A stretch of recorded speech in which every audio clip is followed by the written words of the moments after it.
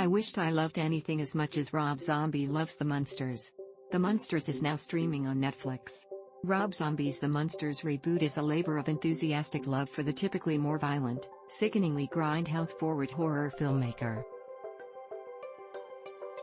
Show The Munsters to unknowing audiences without the writer and director's name attached, and not a single patron would connect the hellbilly superbeast with such a tender, slapstick, made-for-television nostalgia blanket stitched from patches of CBS' not-so-terrifying 1960s sitcom.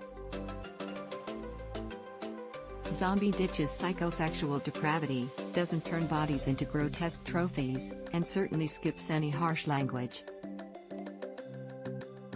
The Munsters isn't even a contemporary take on dustier material. Zombie makes the old-school Munsters feature he's chased for decades. Munsters references in Zombie's music are as easy as Dragula, and it seems he couldn't be happier. The issue? Everyone involved is having an absolute blast paying homage to the Munsters, but you have to adore the Munsters as much as Zombie does to ignore an otherwise sloppy display of filmmaking from green screen ugliness to crafty workarounds. Zombie avoids straight remaking the Munsters by exploring the origins of Herman's, Jeff Daniel Phillips, creation, his introduction to Lily, Sherry Moon Zombie, and much to the Count's, Daniel Roebuck, dismay, their severed head-over-heels romance. Transylvania plays backdrop for at least two-thirds of the Munsters, from back-alley districts with neon nightclubs guarded by Tinkin robots to posh mummy-run cafes.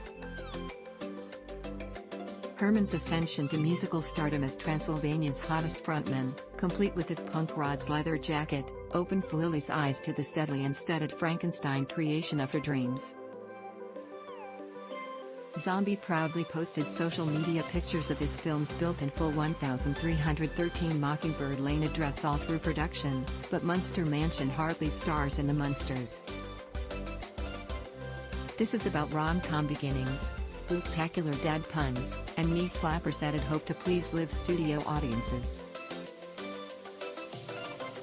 There's no denying the cast's affection towards their caked-on transformations, starting first with great robber and mad scientist Dr. Henry Augustus Wolfgang played by Zombie collaborator Richard Brake.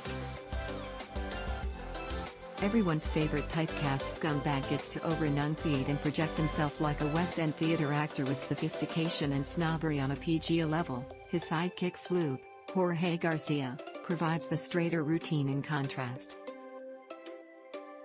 Brake's broken a mold, much like Sherry Moon Zombie's love-struck vampiress who ditches any semblance of grunge from prior roles, or Jeff Daniel Phillips' mastery of Herman's famous foghorn blasting laugh.